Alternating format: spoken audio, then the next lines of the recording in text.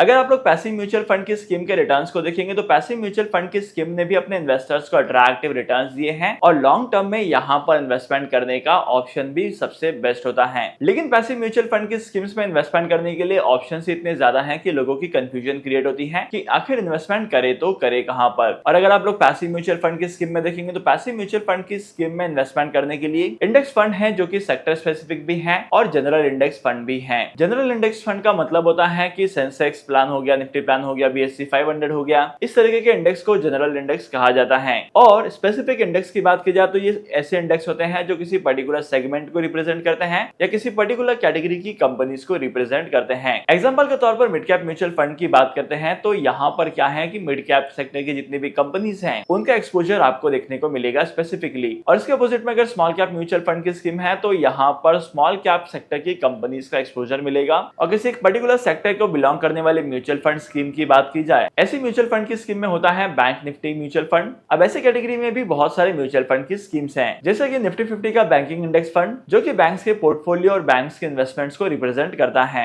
इसके बाद infrastructure index mutual fund की बात की जाए तो यहाँ पर इंफ्रास्ट्रक्चर सेक्टर को रिप्रेजेंट किया जाता है। अगर आपको कभी ये समझ में नहीं आता है कि कौन से सेक्टर में इन्वेस्टमेंट करना चाहिए और उस पर्टिकुलर सेक्टर की कौन सी कंपनी में इन्वेस्टमेंट करना चाहिए, तो आप लोग उस टाइम पर उस पर्टिकुलर म्यूचुअल फंड की स्कीम में इन्वेस्टमेंट कर सकते हैं जो उस सेक्टर को रिप्रेजेंट करता है या जो उस कंपनी की कैटेगरी को रिप्रेजेंट करता है। अब देखो, स्टॉक मार्केट में इन्वेस्टमेंट करने के टाइम पर इन्वेस्टर्स की कंफ्यूजन ये होती है कि आखिर पैसिव म्यूचुअल फंड यानी कि इंडेक्स फंड्स में इन्वेस्टमेंट कैसे करनी है। सबसे पहली बात, जब भी आप इंडेक्स म्यूचुअल फंड में इन्वेस्टमेंट करने की प्लानिंग करेंगे तो आपको मार्केट की कंडीशन को ऑब्जर्व करना है और मार्केट की कंडीशन के हिसाब से म्यूचुअल फंड की वैल्यूएशन का पता लगाना है। अब देखो, मार्केट नेगेटिव परफॉर्म कर रहा है और मार्केट में म्यूचुअल फंड स्कीम के एनएवी भी नेगेटिव परफॉर्म कर रहे हैं, तो इसका मतलब यह है कि आपके सामने एक गोल्डन अपॉर्चुनिटी हो सकती है जहां पर आप अगर लमसम इन्वेस्टमेंट करते हैं तो आपके इन्वेस्टमेंट के पोर्टफोलियो पर आपको अट्रैक्टिव रिटर्न्स कमाने को मिलेंगे। अब देखो, हर एक इन्वेस्टमेंट ऑप्शन में इन्वेस्टमेंट करने के मल्टीपल ऑप्शंस होते हैं, वैसे ही इस म्यूचुअल फंड की स्कीम में, खासकर इंडेक्स म्यूचुअल फंड की स्कीम में भी आप लोग दो तरीके से इन्वेस्टमेंट कर सकते हैं। सबसे पहला और सबसे आसान तरीका होगा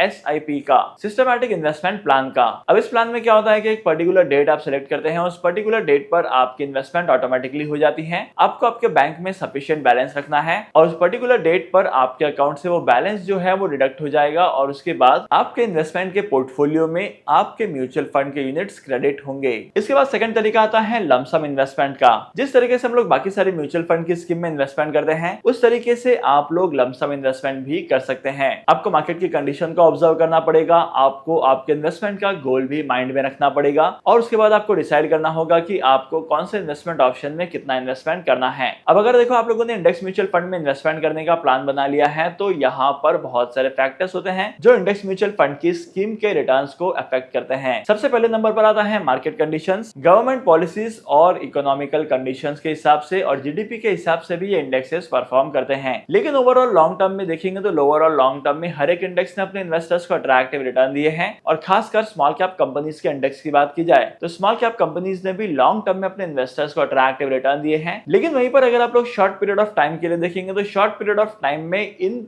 म्यूचुअल फंड स्कीम्स में वोलेटिलिटी भी दिखाई देती है। लेकिन अगर आपके इन्वेस्टमेंट का पर्सपेक्टिव लॉन्ग टर्म का है तो लॉन्ग टर्म में इन्वेस्टमेंट करने के लिए आप SIP के तौर पर भी इन्वेस्टमेंट कर सकते हैं और इसी के साथ साथ आप लोग इन्वेस्टमेंट कर सकते हैं लमसम तरीके से। ऑन एन एवरेज अगर आप लोग इंडेक्स म्यूचुअल फंड की परफॉर्मेंस को देखेंगे तो इंडेक्स म्यूचुअल फंड ने काफी बार कैटेगरी के कंपैरिजन में और साथ ही साथ अगर आप लोग सेक्टर वाइज देखेंगे तो सेक्टर वाइज भी इन म्यूचुअल फंड स्कीम में अट्रैक्टिव रिटर्न्स दिखाई देते हैं। और अगर आप लोग म्यूचुअल फंड में इन्वेस्टमेंट करने की प्लानिंग करते हैं तो म्यूचुअल फंड में इन्वेस्टमेंट करने के टाइम पर बहुत सारी चीजों का ध्यान रखना पड़ता है। और अगर आपको जानना है कि म्यूचुअल फंड इन्वेस्टमेंट करने के टाइम पर क्या क्या करना होता है, क्या क्या बातों का ध्यान रखना होता है, इसके ऊपर एक क्रैश कोर्स टाइप बनाया है तो उस प्लेलिस्ट की लिंक आपको डिस्क्रिप्शन में मिल जाएगी और आप लोग चैनल पर जाकर भी चेकआउट कर सकते हैं। और अगर आपको म्यूचुअल फंड इन्वेस्टमेंट्स को लेकर कोई डाउट है तो let us know in the comment section. Demat account open करने के लिए टॉप 3 ब्रोकर्स के लिंक आपको डिस्क्रिप्शन में मिल जाएगी, वहां पर जाकर आप लोग डीमैट अकाउंट ओपन कर सकते हैं और स्टॉक मार्केट में इन्वेस्टमेंट करना स्टार्ट कर सकते हैं। आई होप कि आज की इस वीडियो का कंटेंट आपको वैल्यूएबल लगा होगा।